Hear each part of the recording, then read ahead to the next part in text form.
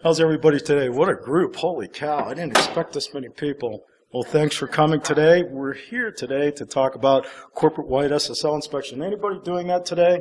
Show of hands. 1, 2, 2. Yep. It's kind of something new. It's very, very important. When we started to do this, I just got to give you this little fun bit of information. So we just got a new director in, and we had some stuff we had to look at and had to share with him the other week, and so we brought it up on console and showed him, and he's like, you can really see their credit cards? I'm going, yeah. He's like, you can really see their address? Yeah. You can see their passwords? I'm like, yeah, I can see everything that goes in or out of the company. He's like, wow, that's pretty amazing. So we're actually using it to our advantage. It actually came in very, very handy a week or so ago. We have some employees transmitting some stuff back and forth that we caught on the fly, took it to their director's attention. They didn't know about it, so we had to spin up a big investigation to find out why these people were using it.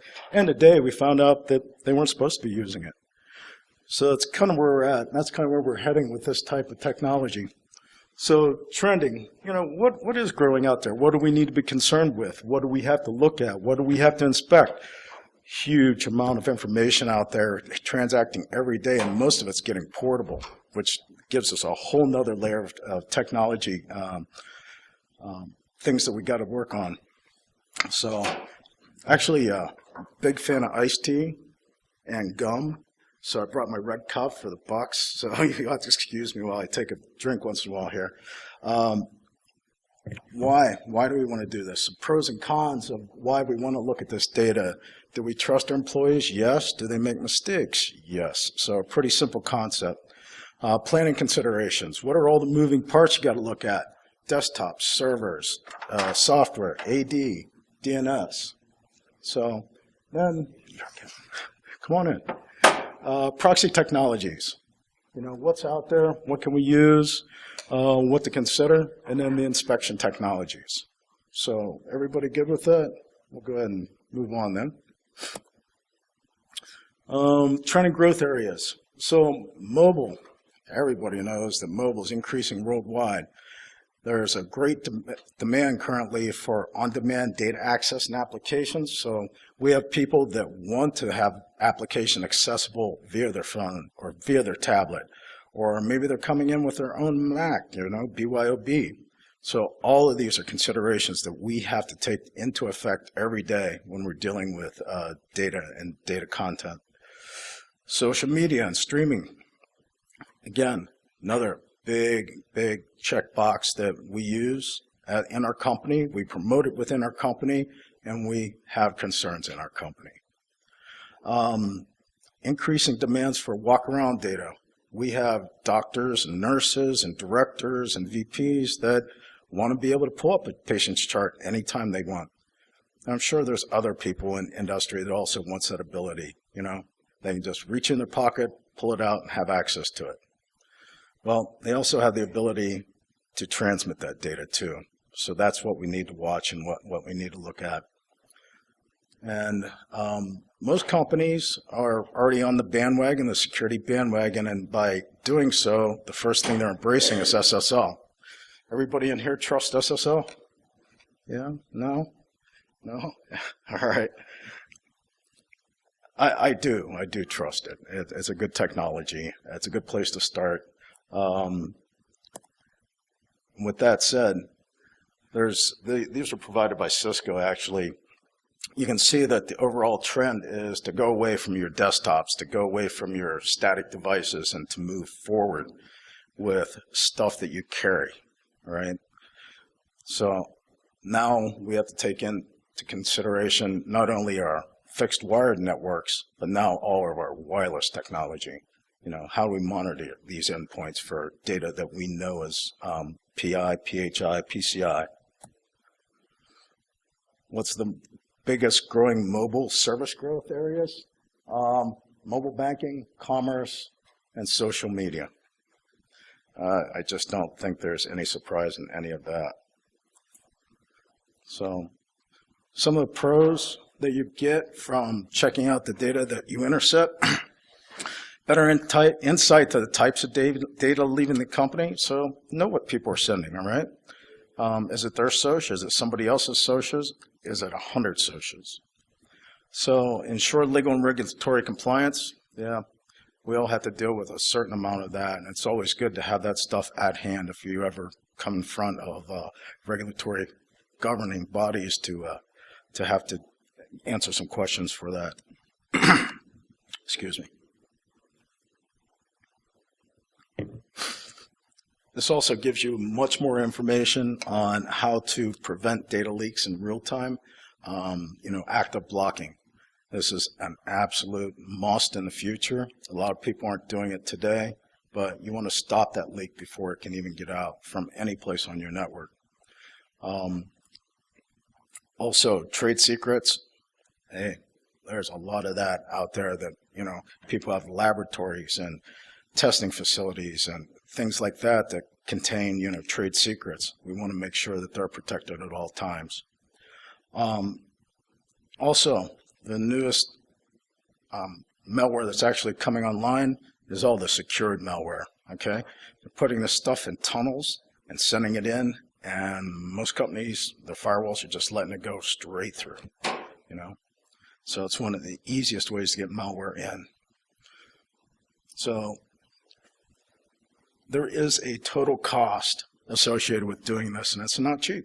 It's not cheap. There's a lot of moving parts, a lot of technology that you got to deal with, and a lot of time you got to spend looking at that technology thereafter. And that's where the required ongoing maintenance comes from. It's pretty much eyes on glass a lot of the time.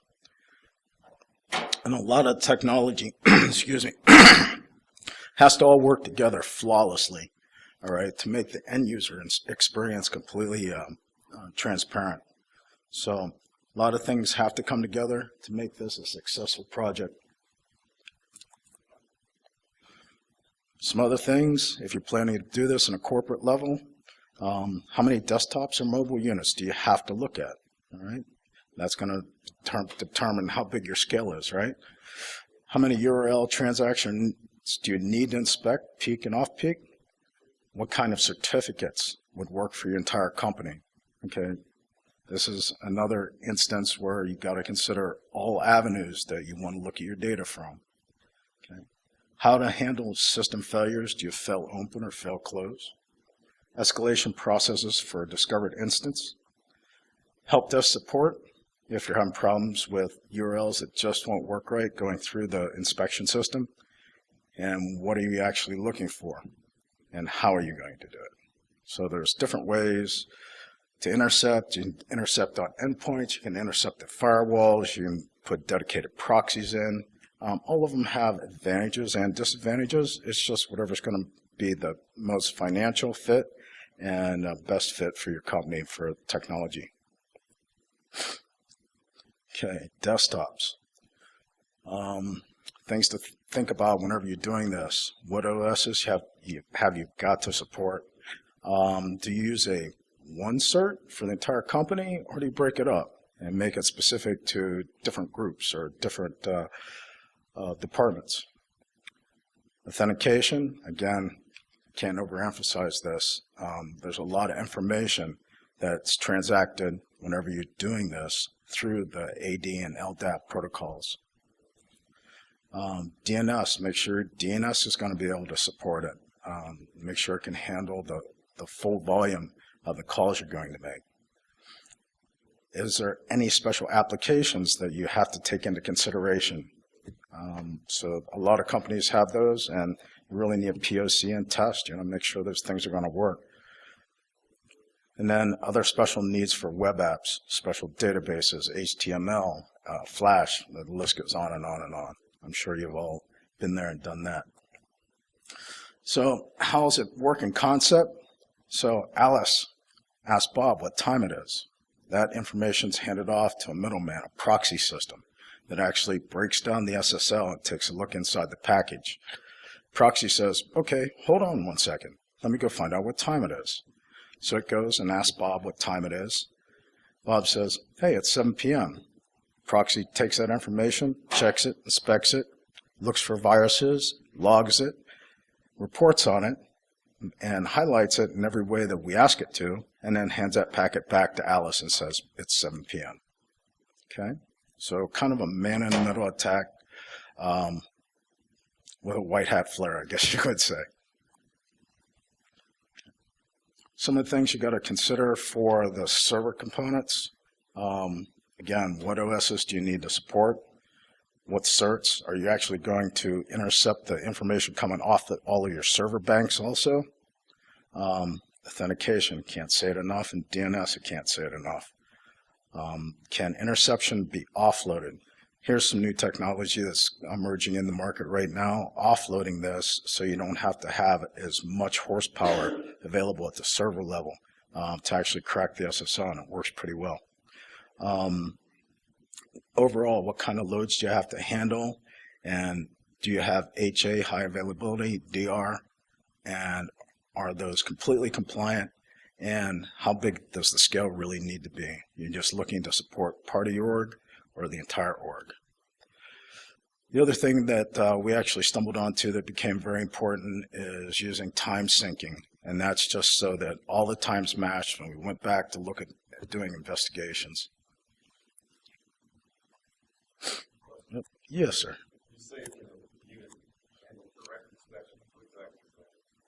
So some of the firewall technologies will actually allow to offload and do direct inspections at the firewall level.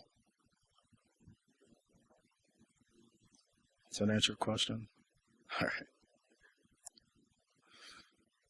Okay, so once you have the information, you have to look at filtering. You've got to take into all different types of considerations, what you're looking for and what's important to the corporation. So break it down, have some meetings with your departments, have some meetings with your architects, and say, hey, what's important to you? And that's a good place to start, because this can get very cumbersome very quick. And then the overall picture, once it's all put together, this is basically how it all transacts.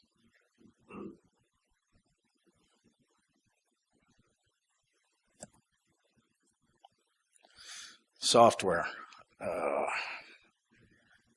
It's an oyster. I mean, there's lots of software out there that will do this.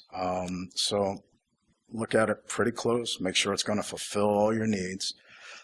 Plan your pack files. If you're using pack files for your desktops and for your mobile devices, very, very well, because that has a huge impact on your user base transactions and what that whole concept of the experience is. Have a meeting with the vendors. Bring everybody to the table, all right? Have them all sit down and make sure that the firewalls are going to work with your inspection units, and those are going to work with your SIMs, and just make sure you got it all together at that. Needless to say, you have to do some testing with your software, with the desktop softwares. Make sure that everything's going to work. Automate a lot, because a lot of this data comes down really, really quick, and it has to be semi, if not real-time responses. And try to stop as much malware as you can before it even hits the inside. So we stop a lot at the firewalls. We even stop more of it coming in through the proxy channels. And also, the threat tables, there's usually updates to those at least once a day. Consider using definition updates or automated definition updates if that's part of your criteria. Pack files. This is an overview of one of the pack files that we use. The top, it shows that it's going to start offloading the standard HTTP, HTTPS, and the FTP traffic off to the proxies from the browser. And then we also take into consideration stuff that we mandatory inspect and stuff that we mandatory block. Right?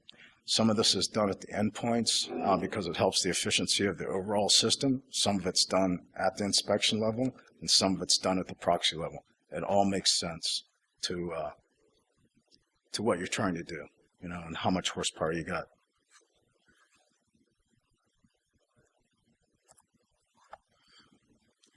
Another thing to consider is performance. So caching proxies help a lot, okay?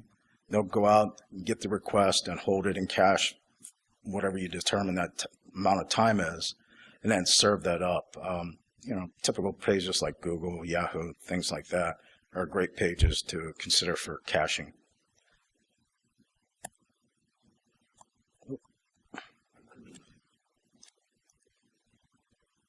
Again, I think I hit this quite a few times, but just make sure that these key central components can handle all of the load, because it is a tremendous load. It's more than just a normal amount of load that you would put from normal surfing altogether.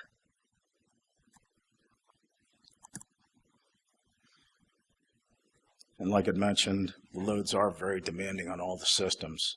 So the systems track the request, crack the SSL, use virus protection to keep everything as clean as possible, authenticate the users, classify the threats, monitor infections, auto-heal infections, inspect contact, log and report on histories, and also keep track of any type of reporting that you may want through an automated or ad hoc manner.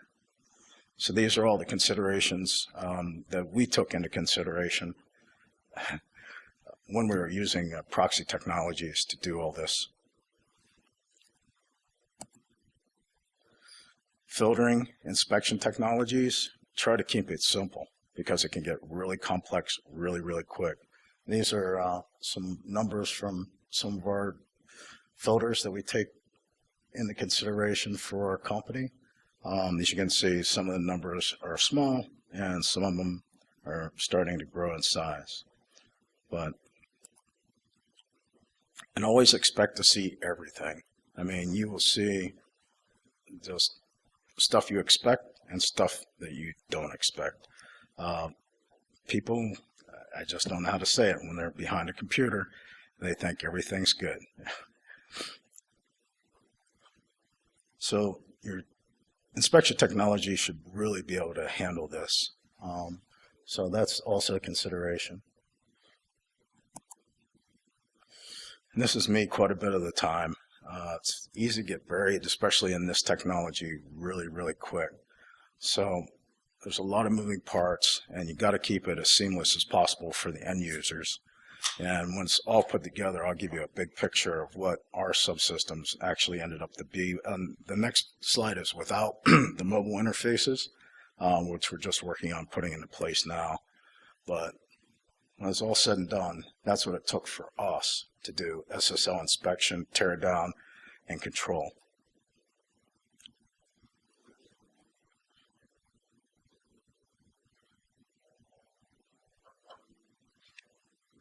Quite a bit, huh? So we're going to put all this technology to use. Is there an ROI? Yeah, there actually is. So if we just went and ran numbers against infection rates and broke those out by week and by year, and overall just stopping infections coming in the door is going to save our company right around $1.6 million in labor and overhead for a full year. So that's the bottom line. We can show that the technology is worth putting into place.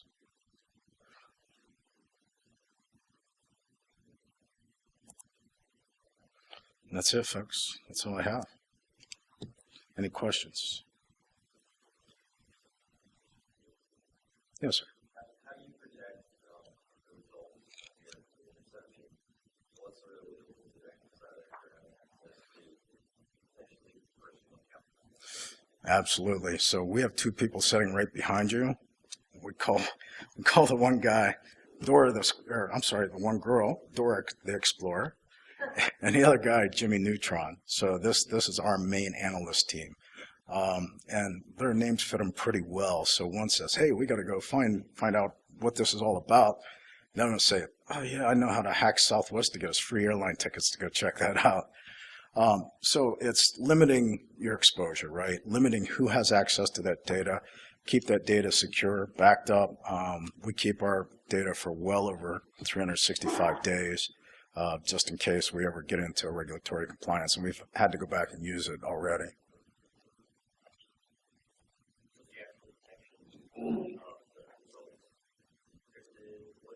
Yes. Yep. So we use DLP with encrypted Oracle, and that's what keeps everything safe and sound. There's only 2 people that have access to the database, me and one DBA, and that's pretty much how it is. To get to the database, you actually have to break glass and have special credentials. Yes, sir.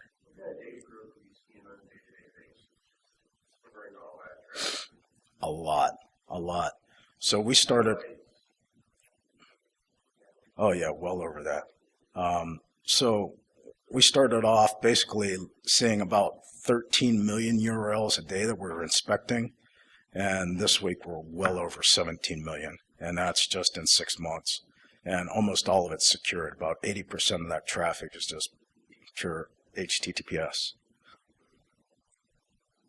Yes, sir. So has this, your efforts,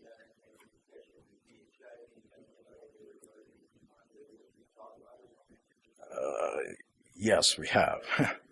Yes, we have. In fact, every day these 2 back here are on the phone checking up on that stuff, going, hey, wait a minute, why'd you transmit your cousin's SOSH out of the company?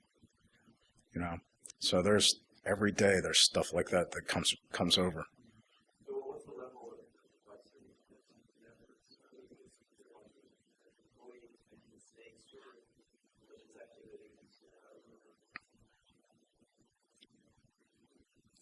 Yes to both, actually.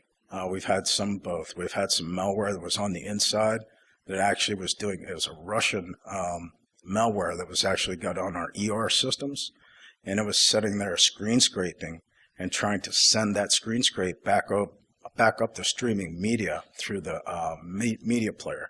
And we caught that the day before Thanksgiving. Over SSL.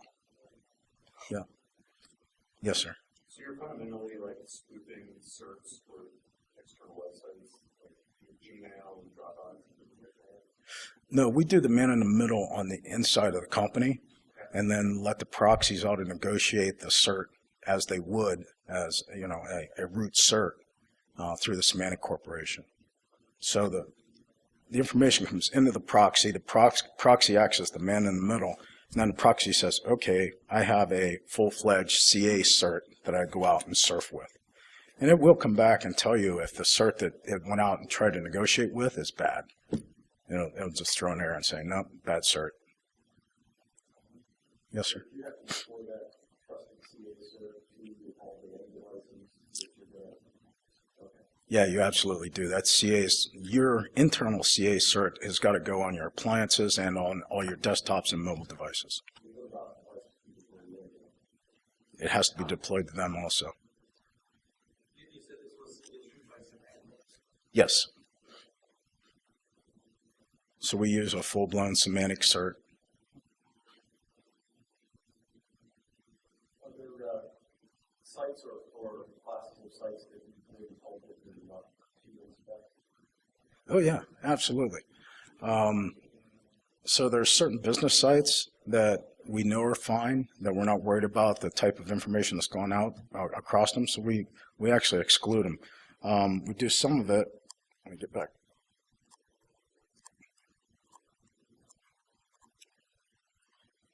Down here, at the very bottom, is one of the sites that we just list as an exception. And so we really don't want to see all that traffic coming back through the proxies because they're pretty busy just cracking normal SSL. So we offload that onto the firewalls, and that's what that does. It routes it back through the firewall. Yes? How do you manage the corporate culture side of this? Being that you're talking about it, healthy, you get probably pretty open about it right now. A lot of companies, they don't always talk about it, but then they get the corporate culture here, basically. Especially now with Gmail, that they go to the internet default. So how open are you to your employees? Very open. So at first there was a lot of resistance. The big brother syndrome set in, and we did is Katie in here? No, Katie's not in here. We had a PR person go out and do a lot of door knocking and holding special sessions with doctors and nurses and IT people, trying to convince them that, hey, we're trying to help. We're not trying to inspect your life. So yeah, that happened.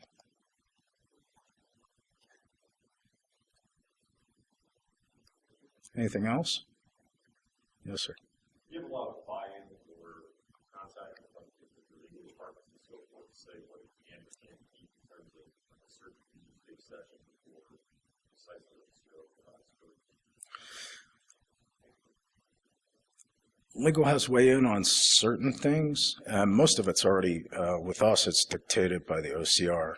All right, so the OCR is saying, hey, you got to protect PHI, you have to protect PI. From the POS units, you have to protect the PCI. And now we're right in the middle of launching mobile, almost corporate-wide. It's rolling out. So that's the next step. I'm actually getting ready to build a whole infrastructure to take that mobile world and bring it through this type of environment to make sure that we're staying compliant with mobile devices. Yes, sir. Yes. Oh, they'll actually get pushed down through AD, through a cert store. I'm sorry?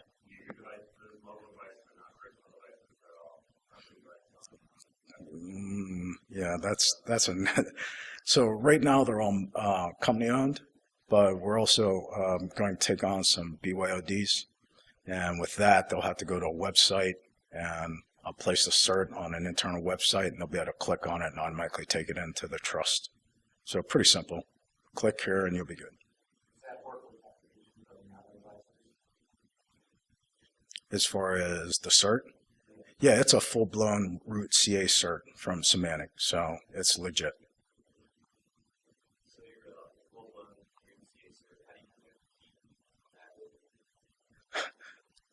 The truth? The truth, it's on a thumb drive, locked in a steel box, locked inside the inspection unit, inside the data cabinet, inside 2 electronics doors with 16 cameras, inside a locked elevator to get there. So it's inside 2 levels of security, inside our data center, inside a locked cabinet, inside a locked box.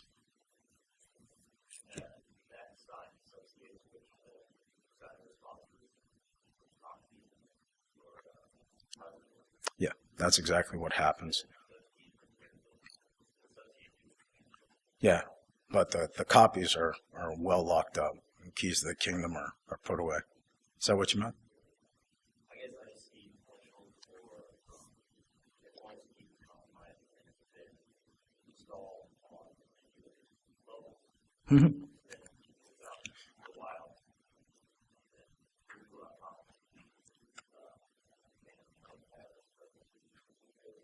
Yeah, absolutely. So the great thing about our architecture and the way we actually designed it is we can change those keys out at any time. In a blink of a hat, I can put all new keys in and push those down to all the devices. Take me about 30 minutes.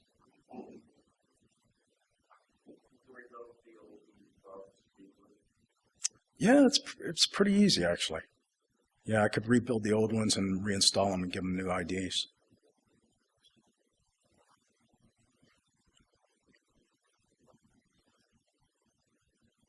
Anything else? All right. Anybody hungry? Yeah, I am. All right. Thank you, everybody.